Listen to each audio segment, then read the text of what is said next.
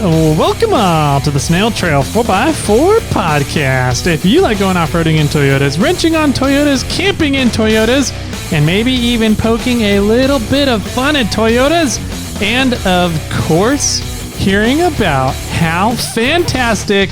I got nothing on this one. What is it? Fill in. Ad-lib.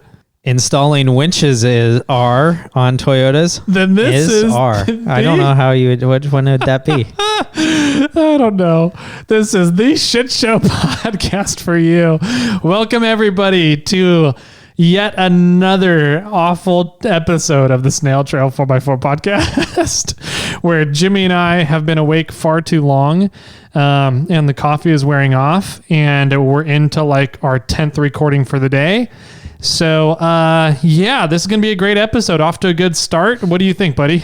I don't care what you say. I think this is going to be a really good episode. Oh, good. I'm glad. Yeah. No, I will. I'll just put all the weight onto my shoulders because we're going to talk about something that I really don't have any idea much about. Perfect. This is going to go great.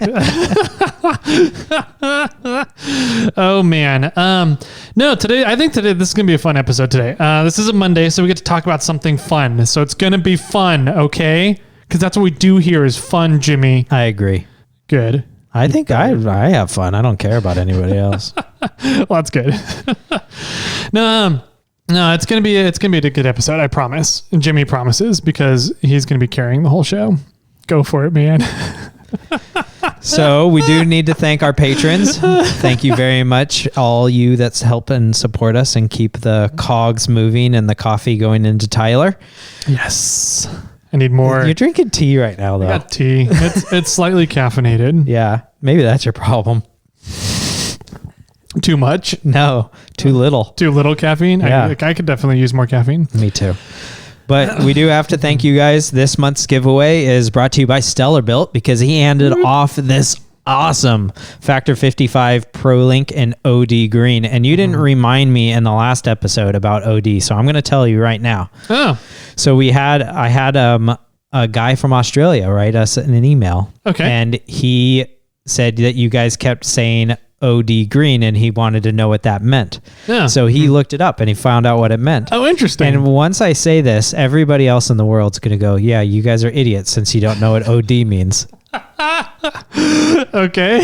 But it's olive drab, which is the color of like army fatigues and stuff like that. Yep, so olive drab green. Olive drab green, which actually is a little hard to say, but yeah, that makes a lot of sense. Yeah, so now it makes complete sense, right? Full circle here on the SnailTrail4x4 Podcast. But yes, so if you are interested in getting a Pro Link, go enter the giveaway and become a patron for our $10 level because the $20 level is closed until April. Tyler's month. Yep. Speaking of gift boxes, we are still waiting on some pieces to come in. Yeah, there's I don't know. There's some miscommunication going on about between I think the warehouse that shipped it and what we received. So yeah, we've got some problem solving to figure out, and we had to hire the FBI, so they're on it now to figure out what's going on. Hopefully, we didn't hire the same guys that Wheeling Wine and Whiskey hired to look for Lorenzo. I hope not, because they didn't do a good job. No, they sucked. Oh man, let's see. Let's do intros or ways people can find us. Yeah, hi Tyler, nice to meet you. What do you enjoy doing? I like taking long walks in the Sierras and pooping in mountain poopers. Nice. Yeah. Very, very touching. It's one of my favorite hobbies. And you have a wife? Surprisingly, I don't know why. Okay. And she's the secretary. Yes. Nice. Very good. No, I meant... If you want to get a hold of us, you can find us on Instagram. I'm over at SnailTrail4x4.com. You can apparently find me up in Mountain Poopers. Yep. If you Instagram Mountain Pooper at Mountain Pooper, you'll find Tyler. He's going to change his Instagram name just for this Monday's episode. I'm a little worried as to what memes Brian Murphy's going to come out with now. Oh, it's going to be great. Tyler's over at 4x4 Toyota Tyler. Yep. You can find us you can email us at Jimmy or Tyler at SnailTrail4x4. Also, make sure to check out Moreflate for all your inflating or deflating needs. Or if you have a Tacoma Tundra or soon to be Gladiator.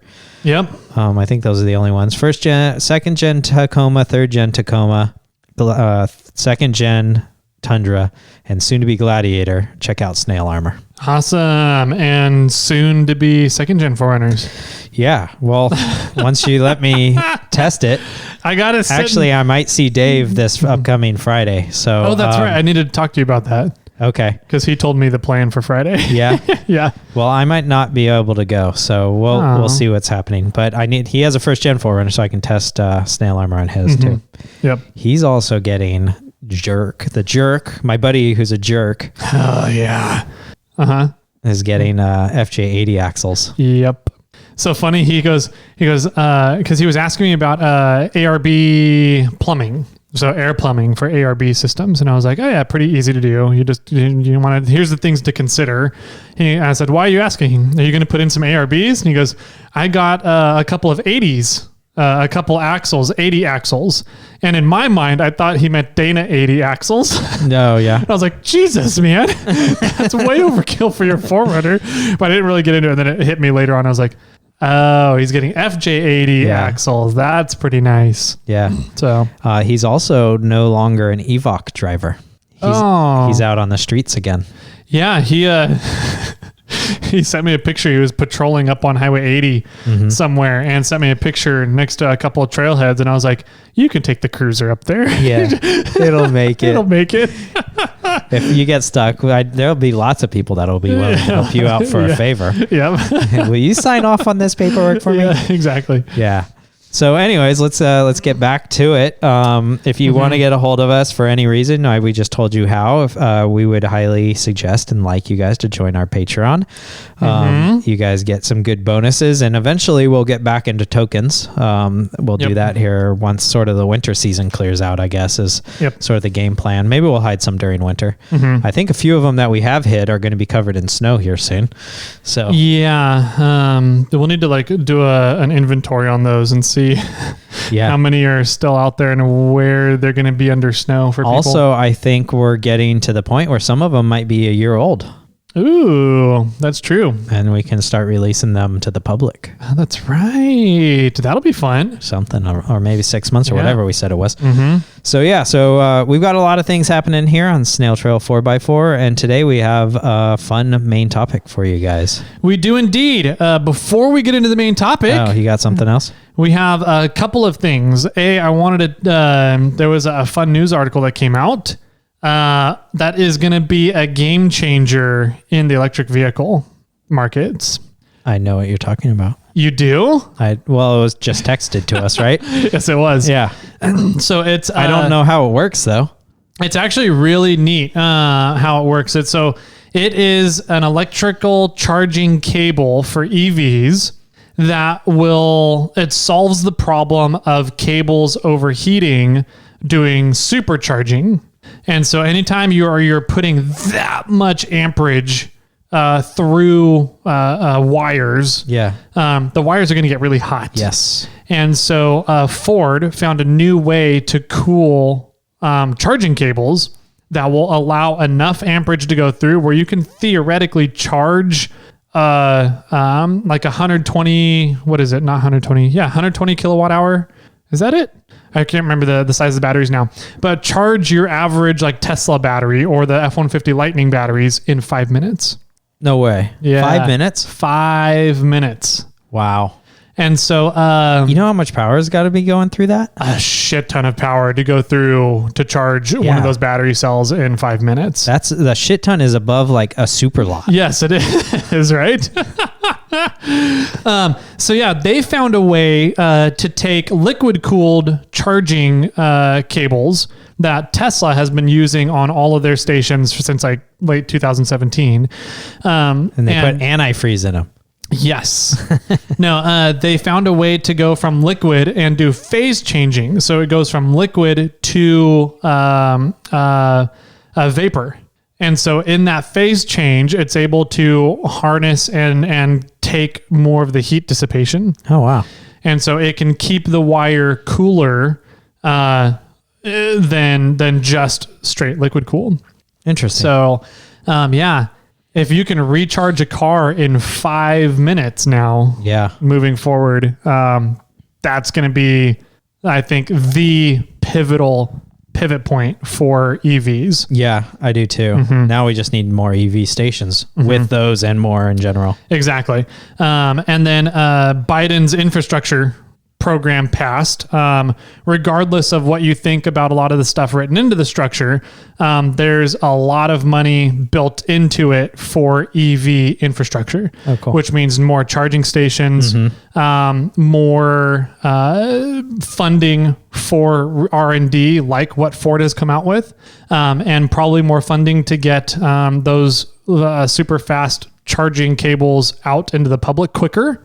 So as more and more of that becomes utilized and funded and infrastructure set up, the easier and better it's going to be for everything. So moving forward. Nice. So so that's up on the docket now. Possible 5-minute charging. Unfortunately, current battery technology cannot handle 5-minute charging, but it might be able to get down to 10 to 15-minute charging with current battery tech. So, that's cool.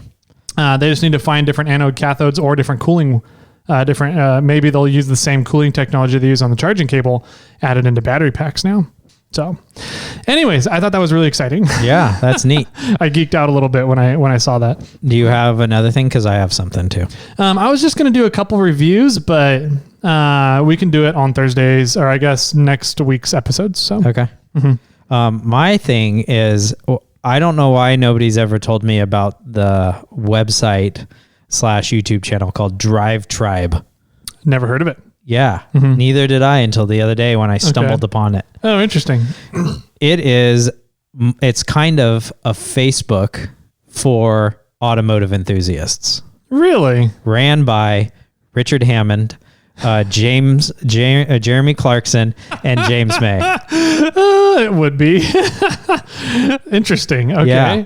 So the old school Top Gear guys have started this like central media location for sort of, but what it is, it's a central location of like it hubs news articles in a way. And then you can talk about it and comment on it and discuss it. It's like Reddit.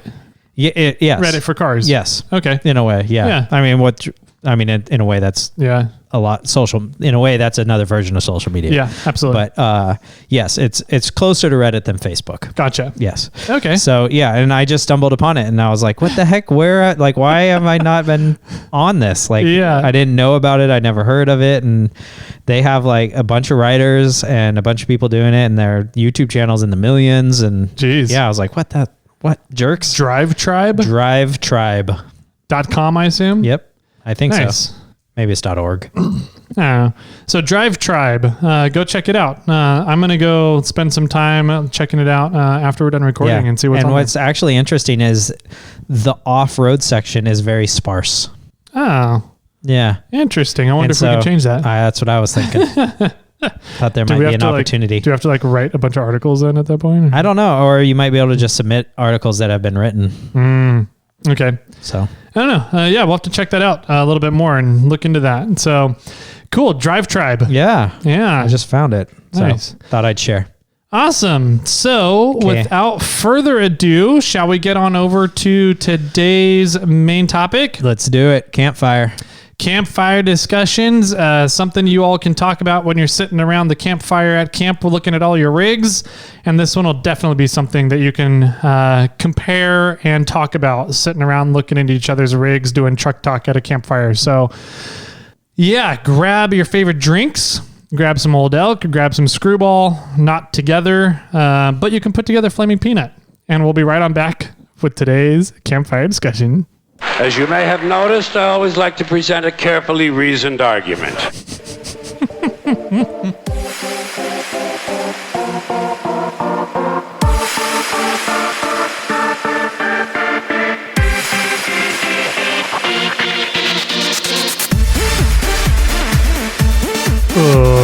Welcome back, ladies and gentleladies. Today's campfire discussion is about female pirates. Winches? Yeah. Okay. That's what they're called, right? Winches. Never heard of it that way. Oh. Okay. Yeah, winches. Oh. Winches or winches? Winches. Winches. Oh, sorry. I read the wrong notes. Yeah. not an E&I. Gotcha. Brian Murphy sent me the wrong notes for today's episode. Oh, I want to see what those notes are. Nope. Those are the private ones for later. The pirate ones later? Yeah. The private, I don't know what I'm saying. The pirate ones for later. There we go. Yes, that's what I meant. So anyways, winches for today. We have some fun information to go over because there's, I think, a lot of people coming into off-roading, and that can be in my opinion, one of the first things you should get when getting into off-roading is a winch. Isn't that right, Jimmy? I think you should get skid plates. That is true. If you get skid plates, then you can use your winch to pull you off whatever you're on or at least you can get stuck on and high centered on whatever you want, and then you can use your winch to pull you off. Yeah, and then it won't really hurt you. Exactly. So, winches are awesome because they help you get out of precarious situations, and if you're Jimmy, they help you get other people out of the precarious situations. Because Jimmy never gets in precarious situations. Yeah, but I can't help them get out of it because I don't have a winch either. Shh, they're not supposed to know that part. I'm like, how does that help others? I'm like, if anything, it makes me a more cautious driver because I can't get myself as stuck. That's true. You could always take your winch out on the trail so that you can hand it to people. Yeah. And let them use it. Mm-hmm. Here's my assistant. Yeah. Oh, wait. Not winch. Not winch. Oh, not winch. Yeah, sorry. Okay. No, so winches are great because they help you get out of precarious situations. They help you get other people out of precarious situations. And when we're going off-roading, there's a very, very high risk of getting into precarious situations. Gee, I wonder why. I don't know. It's just kind of this weird thing that we all have this mental disorder that we get into. So, yeah, but there's a lot of information out there about winches, and there's a lot of winches out there. So what are things to consider when you're looking at getting yourself a winch? It should be black and red. Black and red? I want mine to be neon green, though. Oh. Or neon pink. True. That'd be a good one. You can get neon pink rope. That's true. We can go that for route. your neon pink winch. Winch? No, I think there's some, all right, all seriousness. Yeah. There's a lot of things to kind of look at into getting a winch. I think that you want to get a strong enough winch for your vehicle. Mm-hmm. There's probably some key features and layouts of the device that would best fit your vehicle or the bumper you're going to be putting it in. Mm-hmm. Let's see. Packaging options. Yeah, packaging options. Functionality like options. What kind of cardboard box it comes in. Mm-hmm. What kind of styrofoam is it in for shipping purposes? Mm-hmm. And is that going to keep it safe in shipping? As we found out with one of your winches. That didn't have styrofoam. That was full cardboard. Jesus, no wonder. Yeah. It was like 1 inch thick cardboard. Yeah. No wonder it didn't hold up. Yeah. So yeah, there's a lot of different functionality options. There's a lot of packaging options for winches. There's a lot of safety features on winches. There's different motors. There's different gear sets. There's different speeds. There's all these different things. There's different ways to package your winch. There's different ways to run wiring and set up wiring for your winch, different considerations. And then there's different ways to use winches. So I think this episode, kind of the goal of it is to kind of give you a generalized concept of a bunch of different things about winches, going from the purchasing side to the installation side to the using it side. So, let's dive on in, man. All right. Feet first. Diving in because we're going into the shallow end. Yes. Not the deep end, preferably. So at what point would you consider, what are you looking for in a winch? I mean, is there when you go out to look for a winch, how do you consider which one should be best for you? That's a good question. I like to start at the most important part, which is the weight rating. Yes, I agree. So anytime you're going to be getting into a winching scenario and you're going to need to be setting up a winch or recovery equipment at all, you need to know what your working loads are of your equipment. Yeah. So you just get on a scale, right? That's one way you could put your vehicle on a scale, I guess. But ideally, you want to know what is the weights the things that you're going to be dealing with, and what are the forces involved that you're going to be dealing with. Typically speaking, whenever you're looking at a winch, you want to be looking at bare minimum 1.5 times your vehicle weight. Right. Or the vehicles that you're going to be getting unstuck a lot. So if you travel with a lot of mini truck Toyotas, yeah, then you only need like an ATV winch. That or Samurais. We were on it. We were on the buddy. Same wavelength right We got there. high five from across the room here. So yeah, if you have a Samurai or a mini truck Toyota, you can probably get away with an ATV winch and a couple snatch blocks. Right. But if you're pulling out JKs or JLs or Gladiators, you might want something a little heavier. Or a Unimog. Yeah, or a Unimog, right? If you go wheeling with Ron Tuttle a lot. Mm-hmm. So anyways, so you got to know. He probably has a PTO though. He probably does. He's probably got like a 20,000 pound winch on that thing. So you got to know who you're wheeling with. What are you going to be using it for in the circumstances you're going to be using it? Do you do more mud wheeling, or do you absolutely stay out of the mud and you're mainly just on rocks and you get high centered every once in a while? So those are things to consider. Bare minimum, the general rule of thumb is 1.5 times your vehicle weight. Is the easiest thing to look at. And I think a lot of that comes down to the fact that people who are purchasing winches are primarily thinking about themselves. Absolutely. Yep. So you need a 1.5 times your vehicle weight because you're going to use that winch to recover your own vehicle. Most of the time. Yep. Mm-hmm. Where, so is there no thought if you're a Samurai, mm-hmm. would you consider putting a heavier winch on because you might be dealing with other vehicles that are heavier than yours? It depends on if you want to or not. Yeah. If you're a full size, then it really doesn't matter. You should consider doing 1.5 times because you're probably pulling people out that are lighter than you regardless. Mm-hmm. Yes. Right. Mm-hmm. So the question really is, if you're an extremely light thing, like our vehicles, should we go 2 times? So that we can help people that are heavier than us. Yeah. And that's a great question. Me and my thought is yes, because I have a hero complex and I love helping and recovering people. I love helping people out and get people moving again on the trail or get people off trail safely. And so for me, I'd rather have more than less. I'd rather have more and not need it than less and need it and not have it, kind of thing. Now, with that being said, if you know how Mechanical Advantage works, you can always get away with a lighter rating winch by setting up snatch blocks, but you really need to know how to do it properly and do it safely. Mm-hmm. So, depending on the situation, you might want a lot more cable or rope.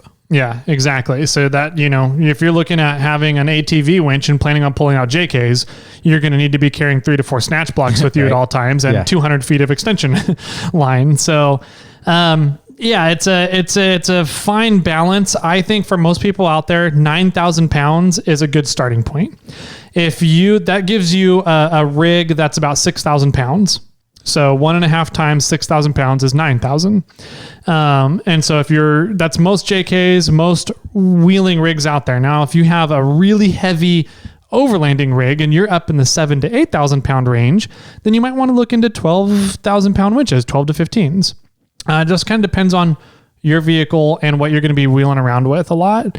If you never wheel with JKs, like we have a ton of Jeeps here in NorCal, and a lot of the wheeling up in Northern California is a lot of JKs, a lot of Jeeps, but like in Colorado, there's a lot of Toyotas out there. The Rising Sun Off-Road Club, they are pretty much all Toyotas. Mm-hmm. And so if you are a part of that club and all you wheel with is a bunch of mini trucks and you never wheel with, Jeeps or heavier vehicles, there's some consideration there. Yeah, but there's heavy Toyotas too. There are some out there for sure. So that would be the first thing I would say want to look into is start with the weight ratings. Yes. The next thing that I like to look into is water ingress and brakes, automatic brakes on them. Nice, yes. And the ability to put in a wireless remote. Okay. So those are kind of next three. I treat those three things all as pretty similar priorities. I would honestly say water ingress or ingress ratings and wireless remote would be slightly higher than line speed for me. Brake. Was it brake? What are the three? Wireless, ingress, and brake. Brake. Okay, so I didn't say line speed. Okay, so those three you just said would be kind of equal priority for me. Okay. And the reason being for the brake, anytime you're going to be winching, I think it's weird that winches come without brakes on them. And what is that? What is the brake? Yeah. So what happens is when you're winching somebody and you have the winch on engaged and it's reeling it in, everything's good. All the weight's on the gears and everything. But when you stop reeling in, does your drum unspool if there's tension on the line, or does it stop and hold the weight of whatever you've just pulled out with your winch? Right. So that brake. Yeah. Some winches don't break. Exactly. So if it's not working well and you're at a weird angle and you release, they could fall over if it unspools itself. Exactly. If the vehicle you're winching, say you're winching them up an incline and the driver is in there and he doesn't put on his brakes, when you stop winching, you have to have another thing you have to coordinate now between everybody. But if they don't put on their brakes, all of a sudden that vehicle is going to start rolling backwards, gain inertia. And guess what it's attached to? Your winch and your vehicle. Mm-hmm. And so if it rolls all the way down and there's nothing really stopping everything, it's going to shock load your winch, pull your bumper off, rip your frame out. It could just pull your vehicle with it. There's a lot of bad things that can happen. So I'm amazed that winches are sold without a brake, honestly. So always make sure that the winch you're buying has a brake on it. Mm-hmm. I think most of them nowadays have brakes on it, but you want to make sure that brake is there for sure. And there's different styles of brakes. So look into the different styles. There's air brakes, there's friction brakes, there's gear brake. So look into different styles. The strongest style of brake out there is a friction brake. So just FYI for winch brakes. So let's see. The next thing was water ingress. Water ingress. This is important if your winch is going to be out and about on your bumper, exposed to the elements a lot. There's a lot of bumpers coming out onto the market now, especially in the overland market, that kind of hides your winch up inside the bumper. You don't necessarily need to worry a lot about water ingress as much with that unless you're doing a lot of deep water crossings. Otherwise, most winches nowadays are pretty good with water ingress, especially if the winch is tucked up in a way hidden inside a bumper somewhere. But if you're going to be exposed and have it like out to the elements, you want something with a little bit more water ingress so that you're not having to rebuild and re-grease your planetary gears as often. Right. And those are rated in IPs, right? Yes. Ingress IP protection. 65, 66, 67, 68, 69, whatever it is. Yep. And there's a lot of really good winches coming on the market right now that are IP68s, which is awesome. That's a really, really good ingress rating. So that, and then the last thing was the wireless remote.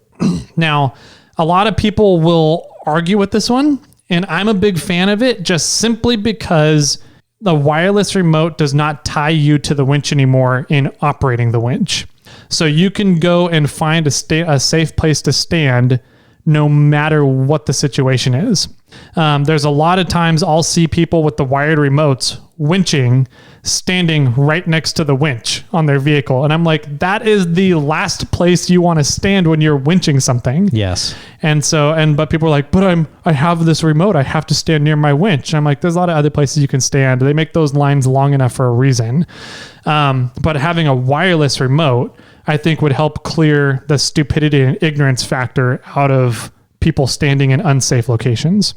So those are the top three things I always look for in winches when I'm doing winch shopping. Nice. Okay. Yeah. You hinted and said line speed. Do you want to touch on that real quick? Yeah. Line speed is just the faster the speed is, the faster your winch operates. So you don't have to sit there and wait as long while the winch is doing its work. Typically though, the faster the line speed, the lower the weight rating, because the winch uses gears in order to gain higher weight ratings. And so the higher the weight rating, the more gears the winch has built into it. Thus, the slower the line speed will most likely be. Right. So your 13,000 pound winch is going to be slower than your 8,000 pound winch, primarily because of the gearing. Exactly. Yep. And so, one of the benefits of lighter weight rating winches is a faster line speed. Yeah. But in my opinion, that's a pretty should be a low priority. Okay. On there, but it's one of the features of winches. What about, is synthetic or cable even on this list for you? Or is that one of those things because you can pretty much buy a winch with either or now that it's not a determining factor? I don't think it's a determining factor in buying a winch. I think you buy a winch regardless of what comes on the drum when you buy it, because you can always swap those out. I would say get the winch you want to get and then put whatever line on it that you want to run. So nice. Yep. Cool. Yeah. Is there anything else that goes into deciding for a winch? I think the one that I came to my mind is packaging, right? Packaging, size.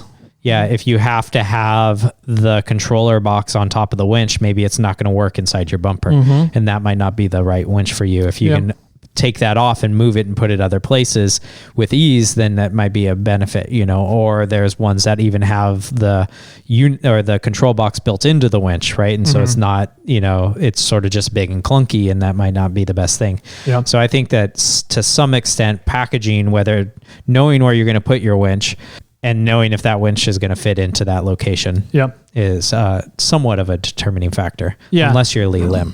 Yeah, I think exactly. I think that there's a lot of, especially in the Toyota market, I think Jeeps don't worry about this as much because typically all their bumpers are made. Their frames are longer than the body. Exactly. That's exactly the point. So there's a lot of space in front of your grill, your front grill and your radiators and everything to fit whatever winch you want. But in the Toyota markets, typically space gets to be a concern. And you got to remember that the more things you shove in front of your radiator, the less efficient your radiator runs as well. So maybe having a control box that detaches that you can put somewhere else and relocate is going to be in your favor for fitting it where you want and also radiator efficiency. Sure. Good point. So also, if you have a wireless winch, it doesn't necessarily matter where that control box is. Exactly. As long as you can get a good signal. Yep. And you may want to think about putting it somewhere where you can still reach it in a pinch with a wired remote in case your battery dies in your wireless remote. But it doesn't need to be in a place where you need to get to it every single time. So you need like a really convenient spot for it, right? Kind of thing. Sure. So cool. Yeah. I think that's a good spot to put overarching generalizations of features of winches. Sounds good. All right. So now let's move on to you got a winch. Yeah. Congratulations. Yay. Now let's install it. How do you do this? Oh man. The first big thing there's two big things that I like to keep in consideration when installing winches. The first is the mounting plate and making sure that the mounting plate can handle whatever the weight rating of your winch is. So if you get a 13,000 or 15,000 pound winch, your mounting plate and how it's connected to your vehicle needs to be able to handle that plus more. So there's been a lot of times, I don't want to say a lot of times, there's a fun story, and it just comes into having rated recovery points, and whatever bumper you put on your vehicle needs to be rated for recovery. And if it's not, bad things happen. Oh yeah. Do you have a good story about this? There's a great video going around the internet right now with a silver Jeep trying to yank a side-by-side out of the mud. And the side-by-side's front bumper is not a rated recovery point. Most of them are not. Whenever you're recovering side-by-sides, you really need to get down to the frame because most of their bumpers are just bolted on with a couple of really small bolts. Okay. So he went to recover the side-by-side, and he was using a dynamic strap. So he got a big run at it and, let the elasticity in the strap do its work, but it ripped the bumper off and the bumper went flying and almost hit the person recording and broke out the one of the windows on the side of the Jeep. Wow. So there was just a lot of energy there, and the bumper was not rated to handle that. I was also out on a snow wheeling trip where with a Bronco buddy of mine, and he buried his Bronco in the snow really, really well. And then me trying to pull him out, I buried my 4Runner. So we're both buried there with the strap tight between us. And so we ran his winch to my rear bumper, and we figured one of us would come loose and pop up, and whoever did, that's who would start recovering the other vehicle again. How'd you run the line for the winch? Did he have a rear winch? No, So he ran from his front winch to your rear bumper. Yes.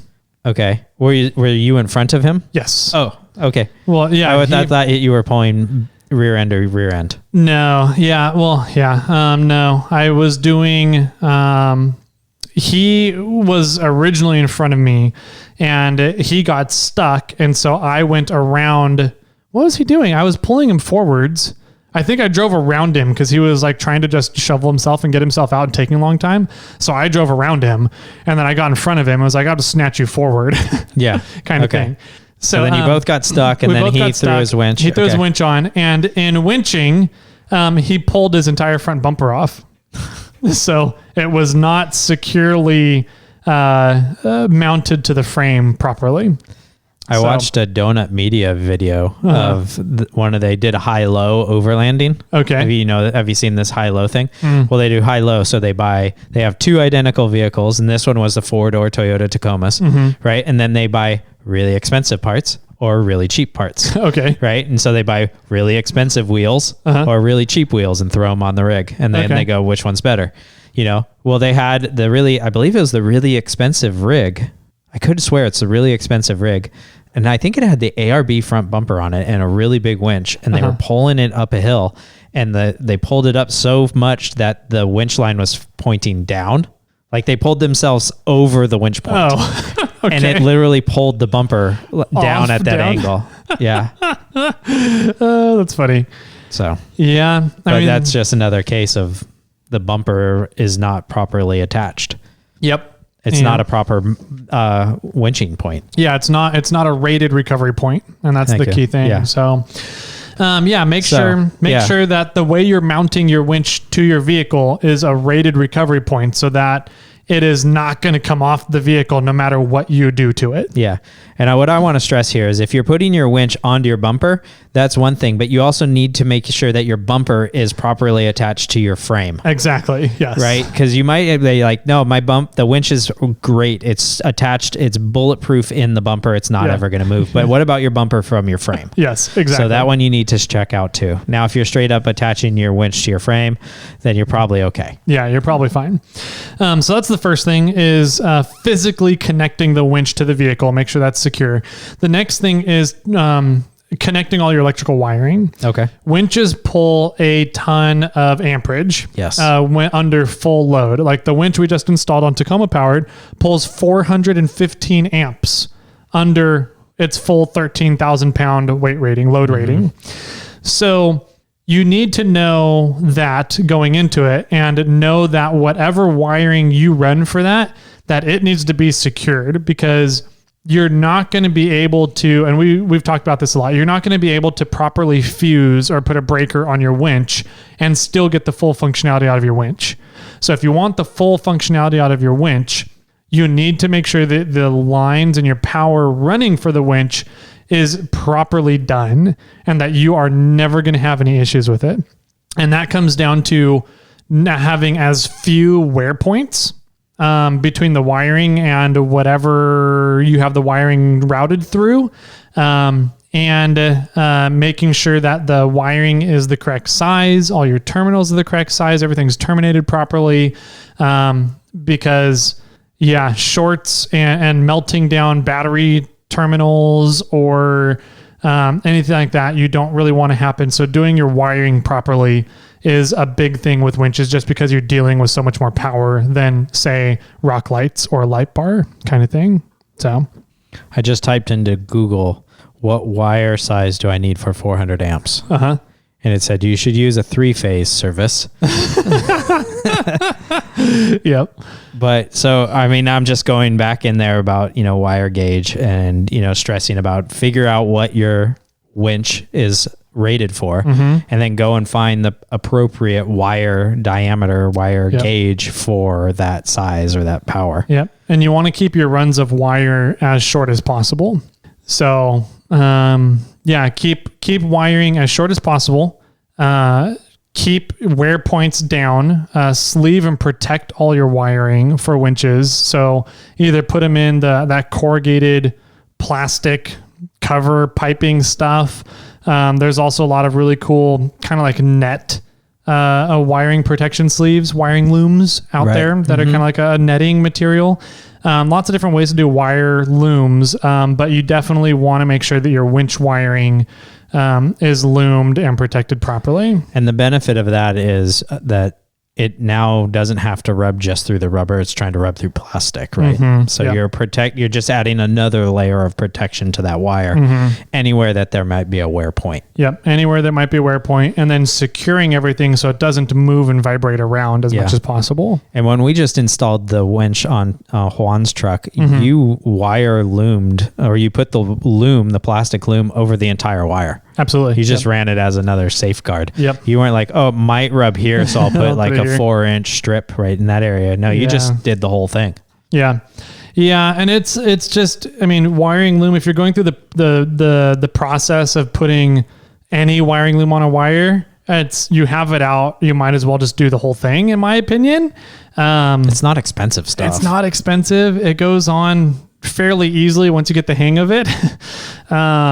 And it's just an extra added insurance to making sure that you never have any issues with that really thick gauge welding wire, essentially. So I'm a big fan of. There's some things I will not take very seriously on vehicles. I'd be like, it's good enough. Enough is enough. It'll pass muster kind of thing. But high amperage draw things like winches, I don't mess around with. Okay. So I'm doing everything possible to make those as secure and safe as possible. I'm a big fan of. Nice. Yes. Yep. And we've talked about it a little bit before, but I think we should bring it up again about the fusible link or the solenoids or breakers and why you choose what. Yeah. Like we said, we already mentioned, winches will pull upwards of 400 amps on under full load ratings. For like a 12-volt electrical winch, if you have a PTO winch, totally different system. But electrical off-road, 4x4 12-volt winches that we're talking about, they pull a lot of draw. And I've seen a lot of people use like 150 or 200 amp breaker for their winches, which is fine. But I also see them trip their breakers a lot when winching with those. And then you have to get out and hopefully your winch has a brake built into it, because as soon as the power cuts off, it's going to, whatever you're winching is done. It's going to stop right there or go back down the hill backwards if you don't have a brake. So a breaker, winches are going to pull more power than most breakers out there. You can find 350, 400, 450 amp breakers for 12 volt systems, but they're going to be really expensive. And I'm sure they're large. And they're pretty big too. They take up a lot of space. But the problem is if you run a breaker that big, a short in your wiring, say if you one of the wear points does get through and all of a sudden that really thick gauge wiring is now shorted out on your body that's ground to your chassis, you now have a short in the wiring. If that's arcing, a short is going to pull less power than your 350 or 400 amp breaker. So it's really like having a 350, 400 amp breaker, not really going to do you anything if you do have an issue with the wiring. So having a 250 amp breaker, which would break in the event of a short, is not going to be enough to get the full functionality of your winch. Right. So you've got these two big issues going on. Fuses and breakers are not going to be able to properly fuse and breaker your system for what your system needs it to run on functionally if there's a short. So my favorite thing to do is to run a big relay or a solenoid. in there. And Warren has a great solenoid, 350 amp solenoid. You can buy 400 and 450 amp what did I just say? Relays, just fine through Amazon. They're available in different places. And if by doing that, you set up then the solenoid or relay as close to your battery as you can. And then so you make the run from your solenoid to your battery, that wiring there, as short as possible, as safe as possible. I prefer to suspend that line so you're never, ever going to have a wear point on it. You make that as short and as safe as possible because that is not going to have any fusing, any breakering, any protections on it whatsoever. So suspend it and wrap it up, heat shrink it, do all this stuff to protect it from heat, protect it from elements, and you should be good. But what happens is you control when the power goes from the solenoid out to your winch. Got it. Right. So you can shut off the power. You have a manual control and you only are running the power to the winch when you need it to run. So if you're good and you can look at your wiring, or if you turn on your winch and start hearing welding happening, you can turn off the winch very quickly, the power to everything, right? You control that circuit. So there's another switch that you flip and it'll turn the solenoid on and make it a through pass. Exactly. All right. Yep. So you can get those online. Like we said, Warren sells them and there's a bunch on Amazon. And they're just a really good safety net to have on your main power draw. Yep, absolutely. So that's my favorite way to set up winches. So yeah, I think those are the big things. Packaging winches, I think we've kind of already went over a little bit. Make sure that everything's rated for whatever you're going to be doing with your winch and then some. Consideration to talk about is, the control box, and are you going to be, blocking some of your radiator flow if you have your control box and your winch up in front of your radiator?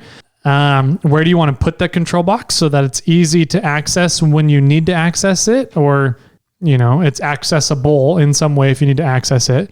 If you have a wireless remote, a lot less necessity for ease of access, but there's considerations on where to put that. And that you can put that pretty much wherever you want. And you can extend the lines. You just have to get really, really big butt connectors and some really gnarly crimps for them, and then heat shrink and really protect that interface, I guess. Yeah. But you can put control boxes wherever you want, as long as you're willing to run the wiring, kind of set up the wiring yourself for them. So packaging control boxes is another thing that you can get really creative and really custom with according to your applications. Should you concern yourself with fusing or putting solenoids on those? Not necessarily, as long as you're controlling the main power, because if you have a short in that, it's pulling all the power from the battery. So as long as you have the link to the battery properly safe, then you should be just fine on those other ones. Got it. Yep. Let's see. I think that's about does it for installations. I think when it comes down to Fairlead, whatever Fairlead you want to install, that's just going to depend on what wire or rope you use. So what are some of the considerations there? Well, there's the traditional roller styles, and then there's the Haas style, which is kind of just a rounded piece of metal. Those are the two that I've primarily seen. There's another one, isn't there? I can't. Those are the two main ones. Yeah, those are the two main ones. Yeah, there's other stuff, but they're a lot less common. Oh, yeah. One of the things that I think is a misconception is running a steel cable over a Haas Fairlead. Yeah. Which you can do. Absolutely. There's not a problem with that. Yeah. The problem comes from, or the big issue is if you're going to change out your steel cable to a synthetic rope, then you would need to replace your Haas Fairlead. Yeah. Because any small gouge, scrape, little nick of metal sticking up will immediately cut that synthetic rope as soon as it comes under tension. Yep. So, and that goes for almost everything on your winch for the most part. If you're ever going to change from synthetic or from a steel to a synthetic, you want to sand down anything and everything that might possibly be sharp or gouged or sticking in the way, because those things become fragile when they're under stress. Yeah, synthetic lines are really, really nice. They're a lot safer to use. You're not going to die. There's a lot of people that are like, oh, synthetic just falls to the ground when it breaks. And I'm like, it depends how much load you have on them. I've seen a few synthetics break that snapped. Like when we were snow wheeling at my bachelor party and I buried my Forerunner in the snow, that line, I had synthetic line. It didn't just fall when it broke. Yeah. Ronnie Dahl has a really good video on what happens to steel and synthetic lines. So if you want to have some accurate information and see the video footage of carnage for both of those, go check out that video. Yeah. The key component between the two is that if a synthetic line rope breaks, it's not going to kill you. No. It'll hurt you, but it's not going to kill you. If a steel cable breaks, there's high likelihood of killing you if it hits you. So, yeah, the absolutely.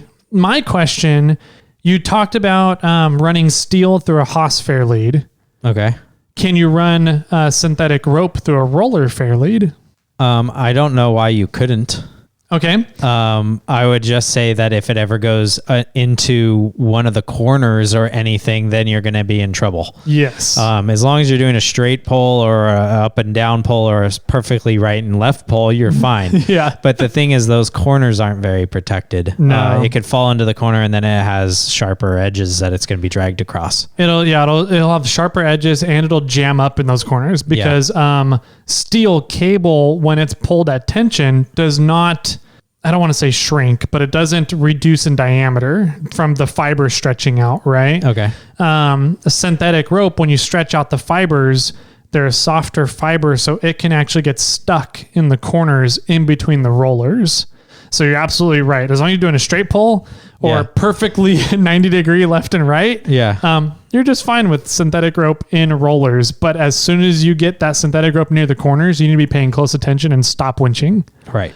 So just the easiest way is just swap out your rollers for a Haas Fairlead if you're going to run synthetic rope. Yes. So, cool, man. Any other considerations for installation on that realm? Nothing that I can think of at the moment. I think let's jump into, okay, now your winch is installed. Yeah. Let's talk about some safety tips and tricks. Okay. The first thing that I like to tell people is maintenance. Oh, okay. After you first, at least rope maintenance or line maintenance. After you first install your winch and you're going out to use it, you need to make sure that the line is tight around the drum. You do not want to go and take a freshly installed winch and immediately put it into a recovery situation without respooling your line first. Steel cable can sort of handle it sometimes, but synthetic rope, you will mess up the rope by just taking it straight out to a recovery situation. And that's because as you put tension on the line, synthetic rope will, because it's a softer material, it will tend to move out of its way as more tension is put on. And you can actually dig and knot up your synthetic rope unless it's spooled tight so that the rope cannot, the line coming immediately off the winch does not sink into the drum, I guess, of the other line on there because it's not spooled tightly. Right. So the line isn't falling between the other rolls. Thank you. And burying itself deeper, right? Because it's getting tight and it's getting thinner and it's sinking down between some of the other rolls that are already on the winch. Yeah. So once you get your winch installed and it's working, and one way to check and make sure that everything's working is to go outside and unspool it all the way, hand roll it up 2 to 3 times, making sure it's on there in the corner, right? Because you don't want to straight pull from that little tiny 8 millimeter, 10 millimeter bolt that's on there, or whatever screw, Allen head, or whatever is at the bottom of that thing, because that thing will just break right off. Yeah. So you roll it up onto that one side, wherever that bolt is, 2 or 3, 4 times around, and then loop it around a tree or loop it around a telephone pole. And and then start winching in, pulling your vehicle towards that object. Yep. And another thing to do is apply the brake. Yes. So then not only are you just rolling the vehicle, because you can push your vehicle, it's not that hard. Yeah. So you're not really putting that much stress on the line, but what you want to do is apply your brake and really make that winch pull you towards that object. Yeah. And then when doing so, you turn the wheel back and forth, and then or have somebody up there standing near it telling you which way to go, so that you can get a nice pretty roll on your drum. Yep. Absolutely. That's one way to do it. I've seen other people take their 42 or 44 inch spare tires and drag them on the ground with the winch.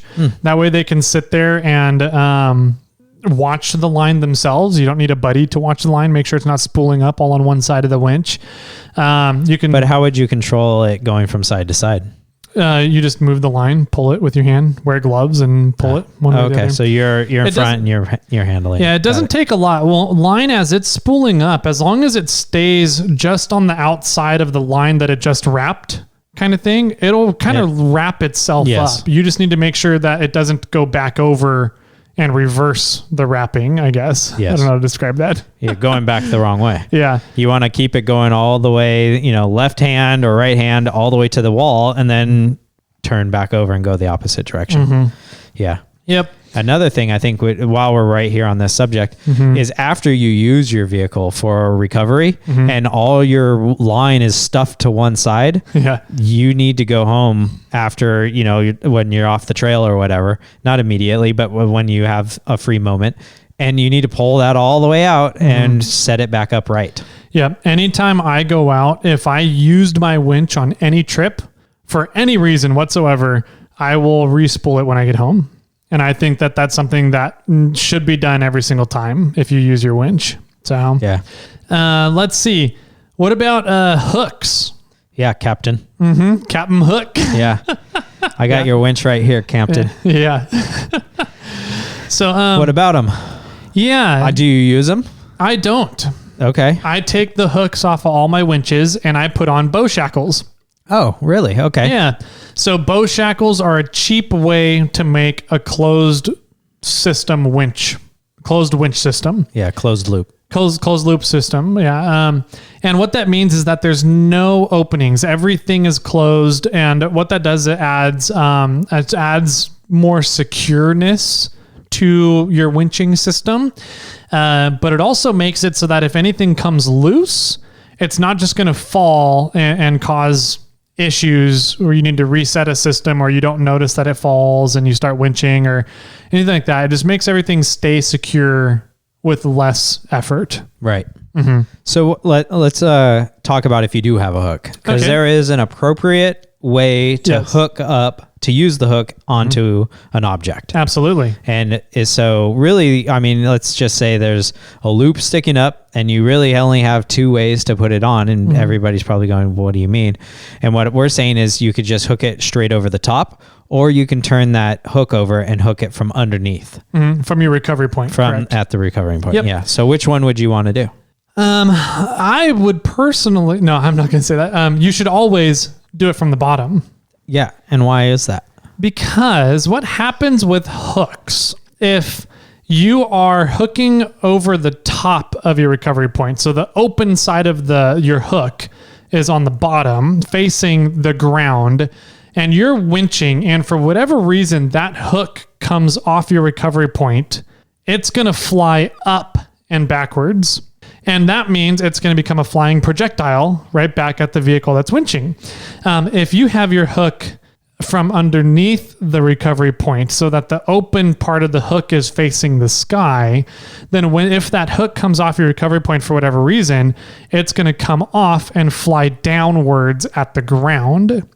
Now it'll still, there's still going to be some kinetic reaction there of the line going back towards the winching vehicle, but it's not going to have as much energy because it's going to lose a ton of energy by hitting the ground first before going back. If you hook it on from the top side, there's nothing to stop it. It's just going to fly off and go. Right.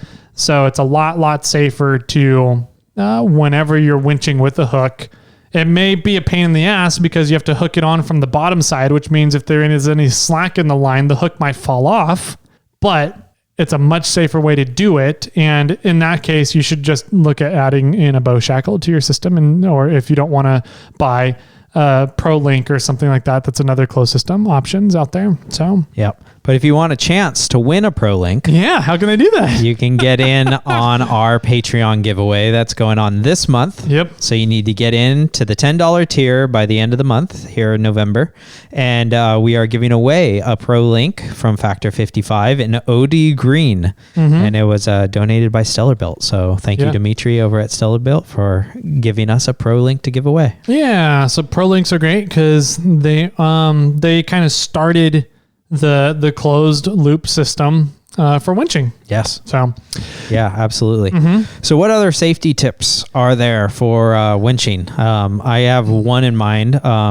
So let's, I'm sure you have 7 in mind. So why don't you take the lead here? The next big one, in my opinion, that you need to be considered, I think this is the main one, is where you're standing and where bystanders are standing. Yes. There's a lot of times I'll be on the trail and I'll watch people when winching starts happening, they'll go and stand on like the side of either vehicle. So they may take the winching vehicle or the winch E vehicle, the stuck vehicle, and they'll go stand over by the driver or passenger doors of either vehicle. And those are, it's probably not the worst spot to stand, but it's probably the second worst spot to stand. Where would the worst spot be? Directly in line in front of the bumpers of either vehicle. Okay. Yeah. Right. And what you got to think about here is if the line breaks, if it happens to break or something, the hook comes off or something catastrophic happens, those lines, let's say it just breaks in the middle. Both lines, the one that's going to the recovery vehicle and the one that goes to from the recoverer's vehicle, the winching vehicle, they're going for the most part in a straight line back, roughly in a straight line back to where they came from. Yep. Right. Now the lines could go all crazy and wompy and everything and go in a little different direction, but they're pointing right back to where they're attached. Yes. So you don't want to be anywhere in that line. No. In that general you don't direction. Be anywhere near it. So where would the safest spot be? The safest spot to be when you are winching is, I wouldn't even say behind the vehicle.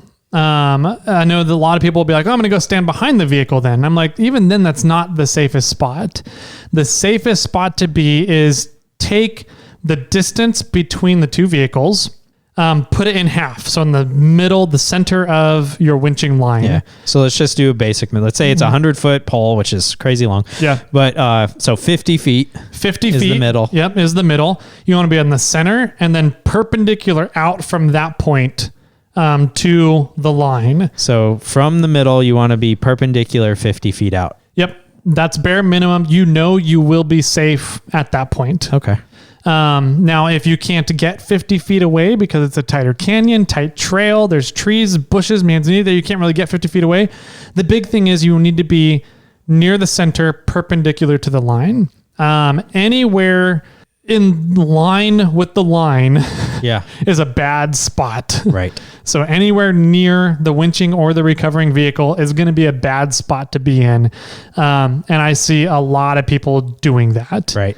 So, be in the center of the line, perpendicular, at least the distance out that is the center from the center of the line to the vehicle. Right. Yeah. Cool.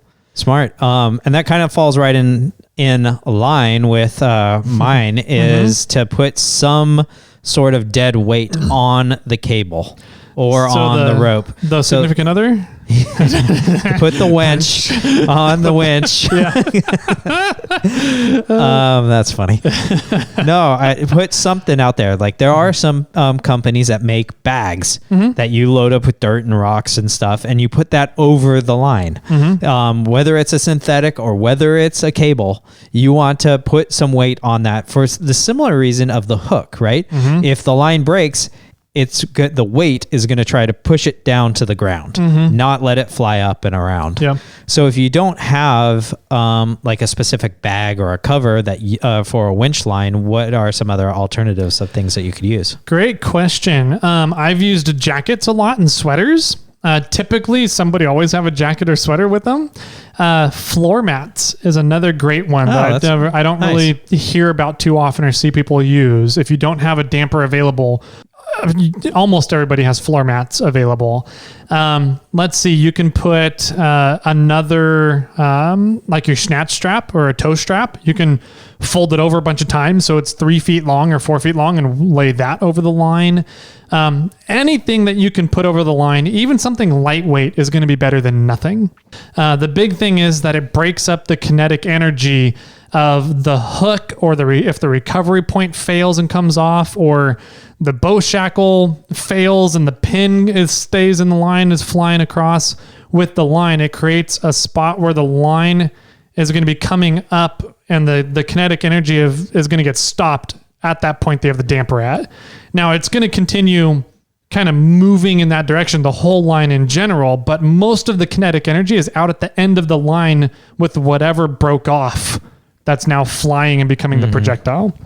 So the damper just helps keep the projectile from keeping all of its kinetic energy as it's moving through the air. Got it. Yeah. I've used sweatshirts a lot. That's what I seem to, for some reason, I always have a sweatshirt on whenever we're using a winch or whatever. And I'll pull my sweatshirt off, throw it in the middle of the line, and maybe that's a question I should ask you. And then I tie it off so it doesn't fall off. Is there an advantage to putting it in the middle, or 2/3 high or 1/3 low, or is there somewhere you should put it? It really depends on the situation. Ideally from the center, between the center point and the stuck vehicle, anywhere in that range should be pretty good, as long as you don't have it like right at the end where the recovery point is. Yeah. Okay. So anywhere in that range, having it closer to the winching vehicle is not ideal, because then you have more of that line that's able to reach back to the winching vehicle before hitting the damper as the line comes back over itself.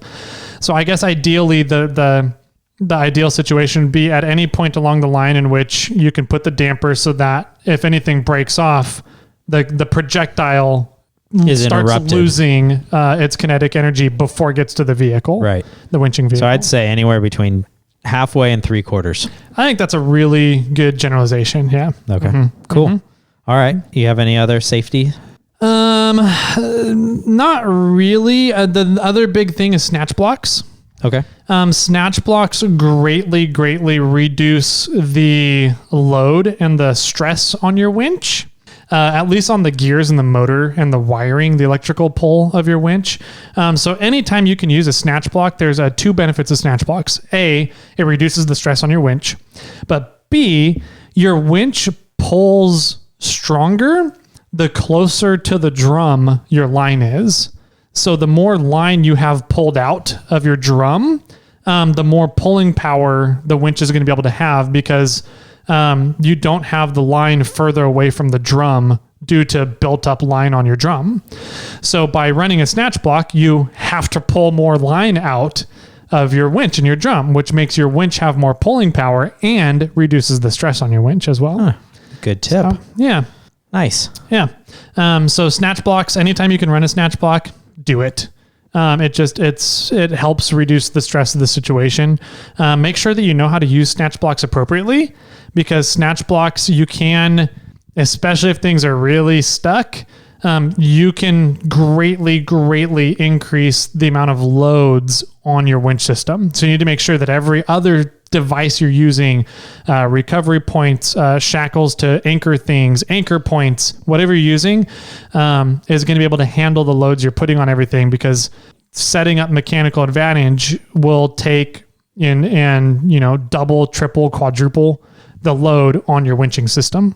Wow. So yeah, that's something I've never thought about. It's like, okay, now I got my 8,000 pound winch. Now I'm using a snatch block because it's going to help me give me more torque and pull that vehicle out. But that's also now applying more weight and more load onto that vehicle. Yep. And so and then that sort of falls in line with, well, then maybe I shouldn't use the small soft shackle to attach the snatch block to the vehicle. Maybe I need to start having stronger, heavier duty recovery tools available, because I'm going to start doing more mechanical advantaged pulls. Yeah. So that's the big thing about recovery, right? You have to know the physics in order to do it safely. You got to know the physics. You got to know what all of your equipment's working load limits are. If you buy something and the working load limit is not physically attached to the item you are buying, don't buy it. That means it's probably has not been destructively tested to know what the braking strengths and the working load limits are. Yeah. And there's a difference between working load and braking strength. Absolutely. Yes. And I don't quote me on this, but I think roughly the braking strength is double the working load. It depends on the item. So the like bow shackles, metal bow shackles are typically listed as like 4-ton working load limits, and they usually have 4 to 5 times. God, I always forget what that term is called. It's a safety strength break-in factor, safety factor. Okay. I think it's safety factor. And so say if your working load limit on a bow shackle is 4 to 5 tons, that's 8 to 10,000 pounds. Bow shackles have a safety factor of about 5 usually. So the braking strength of a bow shackle, assuming it's in good condition and the pin is in it, is really 5 times 8 times 10. So 40 to 50,000 pounds braking strength of a bow shackle. Right. Now, soft shackles can definitely get up there. A lot of soft shackles are sold in terms of their braking strengths rather than their working load limits. Exactly.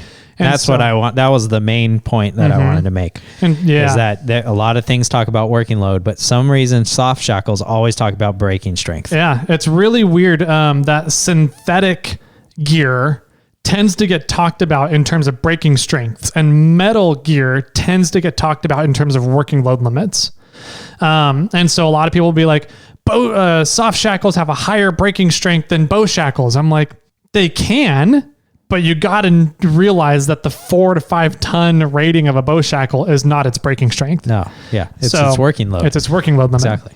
And that's your typical 3/4 inch, quote unquote, 3/4 inch bow shackles, usually 4 to 5 tons, with a 5 times safety factor.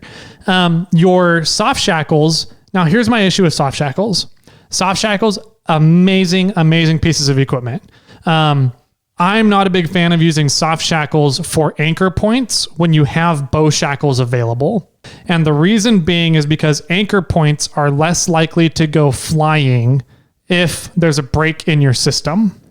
But bow shackles, metal, those called D-rings or whatever you want to call them, bow shackles, D-rings, they're less likely to get damaged over time. So soft shackles are wearable items. Yes. After 1 to 2 years of use, you need to not be using that anymore because fibers break down in them just like synthetic winch lines do. Yeah. I was going to say, who washes them? Yeah, exactly. Right.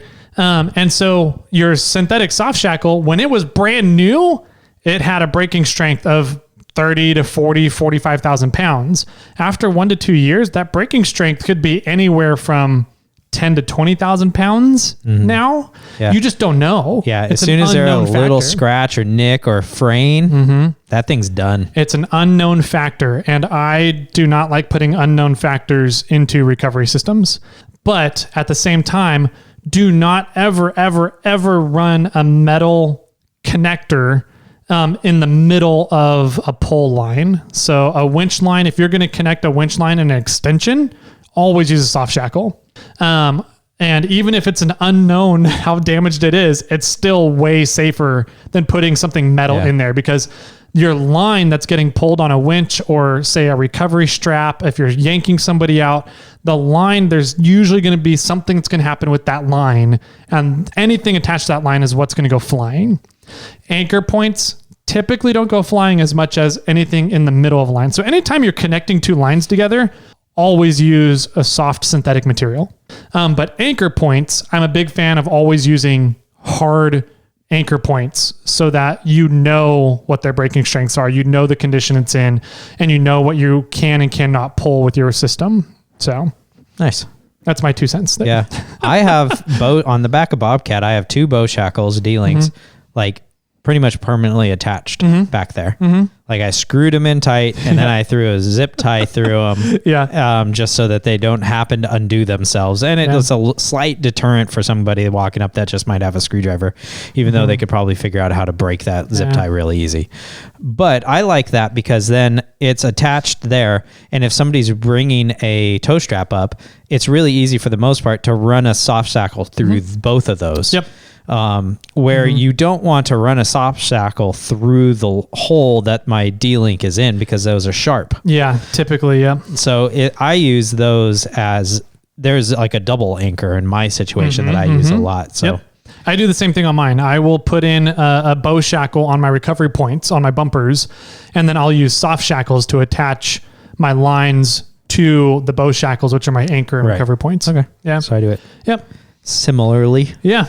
Cool. Yeah, I think that's a good knowledge bomb is breaking strength and working loads. Just pay attention to those. I think it's overlooked a lot when people are, I don't want to say overlooked. I think it's underplayed. I think it's people assume they're the same thing.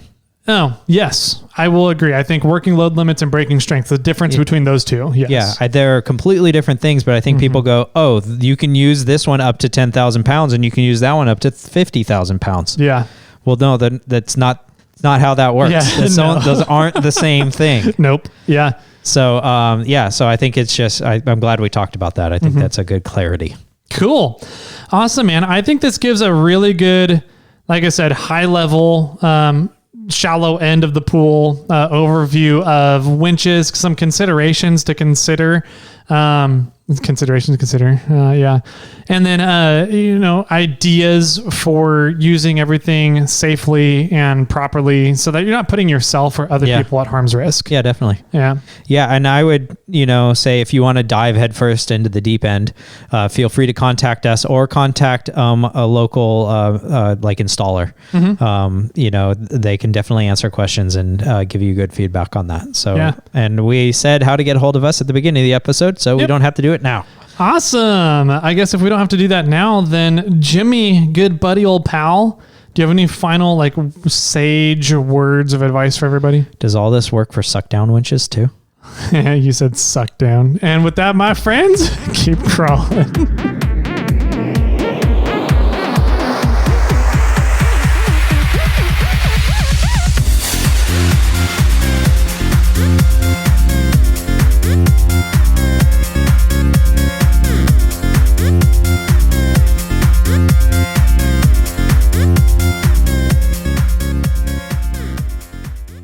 I got one for you. Jokes. I've got them. Do you know how much the pirate paid to have his ears pierced?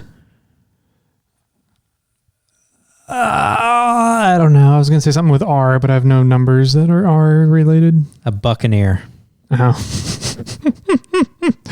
Okay. That one's pretty good. Thanks. I told that one to Mini GW. He didn't get it. Oh. He's like, well, yeah, $1 per ear. That sounds pretty cheap. Where do I get that done? Yeah. Did you hear about the scientist that tried to turn a duck into diamonds? No, but did it quack? It quacked under the pressure. Yeah.